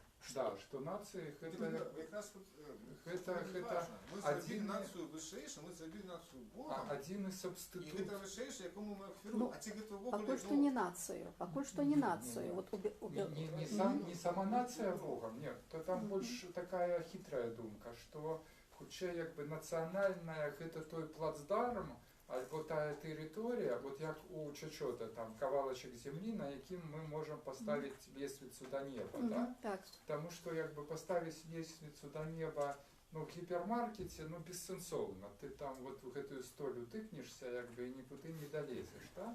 А вот тут вот ёсць все ж таки, ну, вот як бы нейкая... Дорич сказав про новое сакральное. А ці не зробили ми гэта новое сакральное, вот наш национализм там, да, коли национализм зробив такой новой религии. Вот, всі інші націоналізм так А само ці не зробили- являються формою. Ён не зрабіўся. По-моему, гэта перабольшэнне. Ну, думаю, что да. По-моему, ён не робіцца новай рэлігіяй. Можа дзесьці оно туды імкнецца раз-пораз. Але вот гэта, ну, скажем, вот у Нямецчыне 30-х гадоў, напрыклад, так? Ну, яно зноў-такі не вынікла туды. То есть национализм это, ну, палітычная программа альбо культурная программа мобилизации, да? Але мэтай мобилизации ніколі не ёсць, як бы, яна ніколі не замыкаецца сама на сабе, да? Потому что І мэтай ніколі не ёсць Знаете, сакралізацыя. за что люди готовы І сакралізацыя ніколі не ёсць да, мэтаю. и сакрализация, потому что, ну, вот есть иерархия, мне здаецца, иерархия задач, да, то есть альбо мы будуем Вавилонскую вежу, ну и тогда ясно, что хочем там як бы потрапить кудысьці, да, альбо просто подметаем подворок, як бы, и задоволенные тем, что, ну, вот у нас, ну, там, переходим в улицу на зеленое светло, что у нас порядочек, да, так само, як би. Ну так, але ж от Наші я... люди от- готові померти за землю. Вот я якраз гэтае пытанне ставлю маё пытанне, от чаму я это все чытала гэтыя вершы, потому что мне здаецца, это таксама некая вельмі адметная рэч, вельмі важная рэч, вот гэтая сакралізацыя не нацыі, не народу, а вот той зямлі, з якой лесвіцу да неба можна ставіць. Ну, по-моему, это и есть, то есть можно поставить на ровности с неким воством. Все Але эти чаму? верши объединовывая одно, что сами мы не можем. Тому мы чекаем с радостью того, кто поднимет белорусское. Так само, Во всех вершах. так само Такая бездопоможность опошнего, скажем, узровня. А вот под ним, само конечно, правда. хочется плакать, пить яйца. Самому так само ў гэтым ёсць праўда. И ничего больше. Подари мне это. Скажите, Писать верш, приди Там, ага. и спаси нашу землю. Человек скажет. Ну, так, ага. Справа тут так ўсё ж такі, калі такі рысу падводзіць. Жыццядзейнасць, жыццяздольнасць сакральнасці, яна ад чаго залежыць? Ад магутнай волі, ад прызвалення нябёсаў энергетычнага ці перыяду існавання гэтай вось сасланай звыш энергіі, і тады сакральнасць будзе жыць. Ну вот вы про перыяд уже который раз Так, говорите. тому что я не почув, Потому что я не чую бачу. про гэта. Нет, вот уже я не ведаю, чаму ўвогуле мы павінны казаць про перыяд. Тому что ад перыяду залежыць жыццё сакральнасці. Нет. Чаму Ад волі. А спачатку ад волі. пасля ўжо? Калі мы гаворым, Ад перыяду, калі воля гэта мы не ведаем, набывае жыццё. мы не ведаем перыяду касмагонічных традыцый.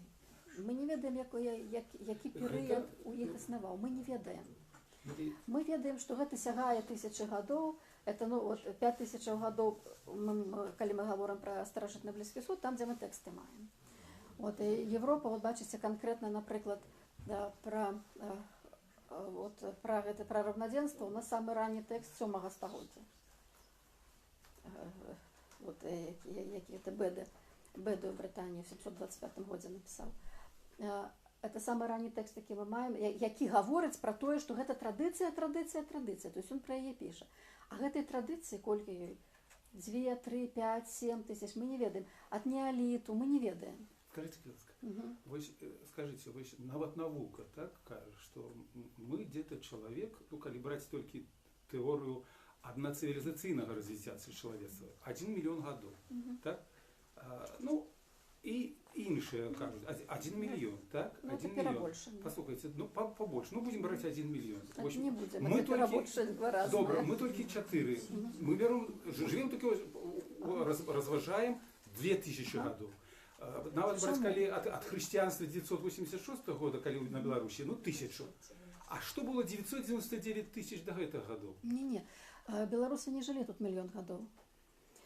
Так я же кажу про волю, Ну, про историю укоронения сакральности, яка была не 2000 годов, не 3, 4, 5. Яна глибей сягає з глибинів. Мы то и не ведаем в неким сенсе. Не ведаем. Правильно. Мы только видим то, что распрацовано. Пошел шумок, что распрацовано. Мы маем археологічныя звесткі на дапісьмовым перыядзе, мы их маем. Мы их интерпретуем так, как мы их интерпретуем. Это не значит, что мы их интерпретуем правильно. Только материализованные сведки мы маем. Материальные, а не духовные. А духовные як мы можем? Духовные это веды наши веды. У нас нема ведаў от верхнего палеолиту, например. Ну, ведаете, у нас что... нема ведаў, пробачьте.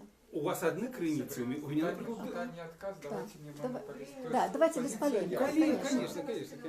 Так, зрозуміло, так. Тут ваша думка зрозуміла. Ви не бойтеся, все буде добре. Ваша думка абсолютно зрозуміла. Я хочу... Так, я хочу... Вот я разумею, что мы сегодня было... Просто мы берем иногда одни крыницы, а их становится вельми шмат. Давайте, я тогда хочу так само подсумовать эту нашу гутарку, спытаться, ці ёсць яшчэ якія-небудзь пільныя заўвагі, якія вам трэба зрабіць. Вы хотели что-то сказать про французскую революцию, измену А я мы сказали, мы про гэта па сутнасці сказали. Мы сказали, что спробы рабіліся неаднаразова, мы бачылі, як все спробы памяняць сакральную традыцыю праваліліся. Мы гэта вельмі добра, мы это просто бачым. Як уводзіліся новыя календары, уводзіліся новыя параметры, як спроба была нават просто забараніць старыя. Но тут же яшчэ вельмі важны пастулат, які вельмі важны ва ўсім, калі мы працуем з цывілізацыяй, ва ўсім абсалютна. Старое ніколі не сыходзіць. Вот калі прыйшло новае пастаянна прыходзіць, пастаянна штосьці новае прыходзіць, ніж старое, а яно сыходзіць далей, маргіналізуецца, паглыбляецца, але яно ніколі не сыходзіць. Вельмі пригожий пункт, как вот зараз поставить шмат кроплі. Сказать, что наступная встреча хутчэй за все будет уже подкупання, потому что вельмі пригожа ісці по этому 8-річному колу и, скажем, вот под купальнем мы зберемся и поговорим про черговый пункт. Ну и зададим питання, які... Можно, конечно, запросить. Ну, дякую вам. Дякую.